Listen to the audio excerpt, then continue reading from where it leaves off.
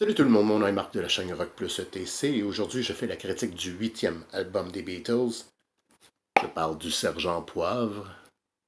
Oui, Sergeant Pepper's Lonely Hearts Club Band. Donc, Sergeant Pepper's Lonely Hearts Club Band est sorti au mois de juin 1967. Et au mois de juin 1967, il y a beaucoup de choses qui se passaient, qui se transformaient. C'était l'été de l'amour, le peace and love, le flower power, la philosophie orientale, les encens, la musique psychédélique. Bref, un univers magique. Sgt. Pepper's Lonely Hearts Club Band a souvent été considéré, même encore, comme le premier album concept. Les opinions divergent à ce sujet. John Lennon lui-même disait que certaines des chansons de l'album auraient pu figurer sur n'importe quel album. Chose certaine, c'est que toutes ces chansons-là, mises ensemble, ça donne un bon collage, un bon potage psychédélique. Et chose certaine également, c'est qu'à partir de cet album-là, les albums ne sont plus considérés seulement comme une collection de chansons, mais ils deviennent des entités. Et si on jette un coup d'œil tout d'abord à la pochette, cette célèbre pochette, cette célèbre et superbe pochette, on voit tout de suite, au premier regard, que c'est bel et bien terminé, révolu, l'époque des mob tops. Les complets ici sont troqués pour des costumes militaires. Les cheveux poussent, on voit l'apparition des moustaches, également l'apparition des célèbres lunettes rondes de John Lennon. Et on a aussi toute cette foule de personnalités, de personnages célèbres, que ce soit des acteurs, des musiciens.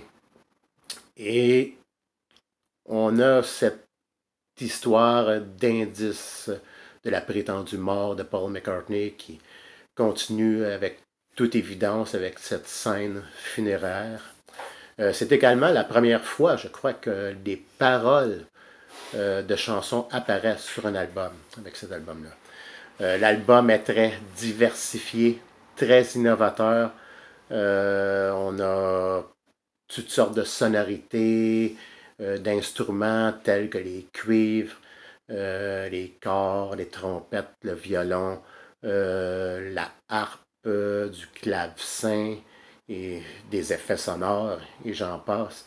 Les guitares, un peu comme c'était le cas pour Revolver, les guitares sont plus électriques et plus pesantes, encore plus pesantes que sur Revolver.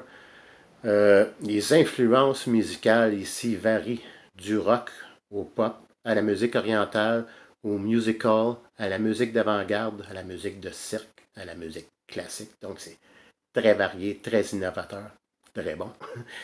L'album aussi a probablement influencé avec son contenu, avec ses sonorités de cuivre et de clavier, que ce soit le piano ou le clavecin.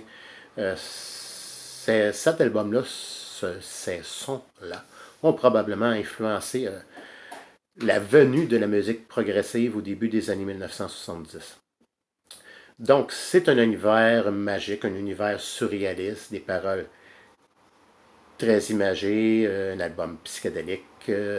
C'était à la base une idée de Paul, le concept de Sgt. Pepper's Lonely Hearts Club Band. Et sur les 13 chansons, la plupart ont été écrites par Paul. Je crois qu'il a écrit 8 chansons. George a écrit une chanson. John en a écrit 3 et a écrit une chanson en collaboration avec Paul. Mais drôle de fait, euh, par exemple, c'est que 3 des meilleures chansons sont des chansons de John. Je pense surtout à A Day in the Life. Bon, A Day in the Life, ok, bien entendu, c'est une collaboration avec Paul, mais c'est surtout une chanson de John, même si les deux ont participé à cette chanson-là. Et je pense aussi à Lucy in the Sky with Diamonds. Donc, l'album contient 13 chansons et on y voit que l'analyse, sans plus tarder, que l'analyse de ces dites chansons. Donc, l'album débute avec la chanson titre qui est Sgt. Pepper's Lonely Hearts Club Band. Et c'est une très bonne chanson très rock. J'aime bien les guitares et les paroles, le, le texte, dans le fond, la présentation de ce groupe fictif dans les paroles de cette chanson-là, et c'est un 10 sur 10. Chanson suivante qui est With a Little Help from My Friends, qui est une chanson écrite par Paul, mais qu'on a laissé à Ringo pour ce qui est du chant. Et quelle belle performance vocale de Ringo. Je veux dire, même si John, Paul et George étaient de meilleurs chanteurs que Ringo, euh, j'aurais pas pu imaginer meilleur résultat, même si John aurait chanté cette chanson-là ou Paul.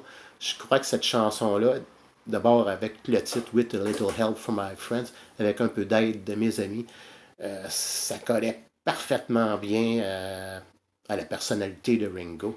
Et c'est un 10 sur 10. Tout comme Sgt. Pepper's Lonely Hearts Club Band.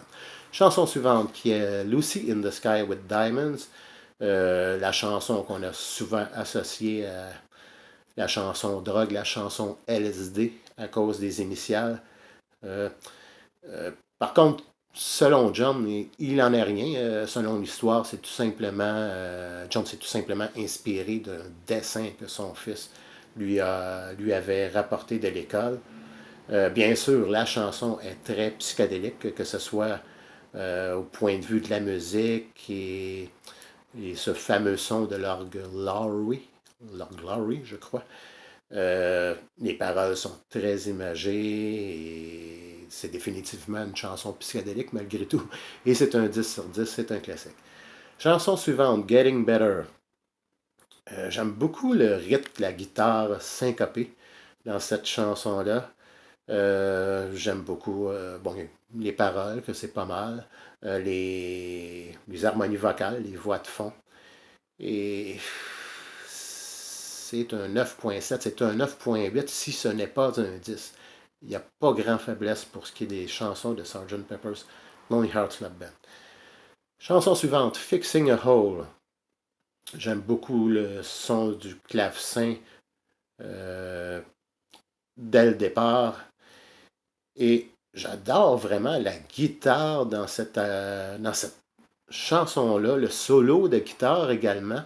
C'est pas ce qu'on pourrait appeler un solo de guitare hero, mais ça sonne tellement bien, c'est un 10 sur 10. Chanson suivante qui est She's Leaving Home, chanson à saveur classique avec la harpe et j'aime énormément les paroles de cette chanson-là qui sont vraiment puissantes. Aussi les voix de fond. C'est un 10 sur 10.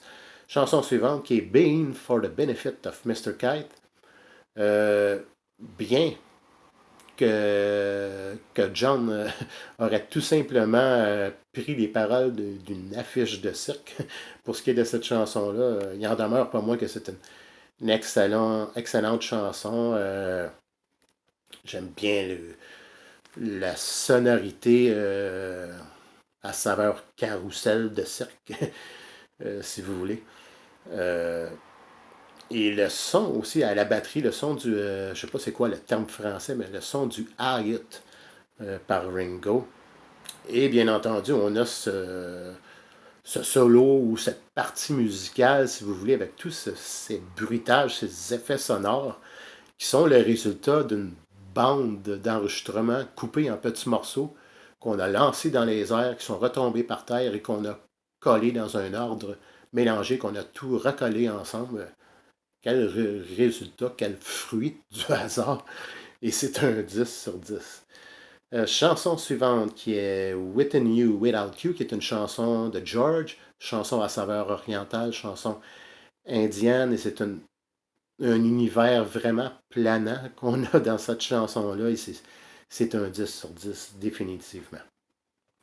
Chanson suivante qui est When I'm 64, j'aime tellement cette chanson-là, c'est une chanson à saveur musicale, et j'aime beaucoup les instruments avant les cuivres qu'on a dans cette chanson-là, et les paroles aussi, et c'est un 10 sur 10. Chanson suivante qui est Lovely Rita. Et ce que j'aime beaucoup de Lovely Rita, j'aime bien l'air, la mélodie en général, mais c'est surtout les voix de fond, la voix de John.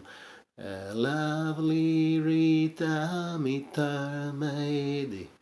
Ça me suffit en ce qui me concerne pour donner un 10 sur 10 à cette chanson-là.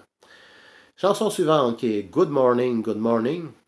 John s'était inspiré d'une annonce, d'une réclame qu'il avait vue à la télévision qui parlait réclame publicité, c'est-à-dire sur les céréales. Et j'aime bien la guitare dans cette chanson-là, sont vraiment très pesantes. C'est une chanson accrocheuse. Et peut-être pas un 10, mais je donnerais certainement un 9,5, je dirais, sur 10. C'est une très bonne chanson quand même. Chanson suivante qui est Sgt. Pepper's Lonely Hearts Club Band, reprise. Cette chanson-là reprend le terme initial de la chanson d'ouverture, ce groupe fictif qui est Sgt. Pepper's Lonely Hearts Club Band. Par contre, la chanson est plus rapide, le rythme est plus accéléré.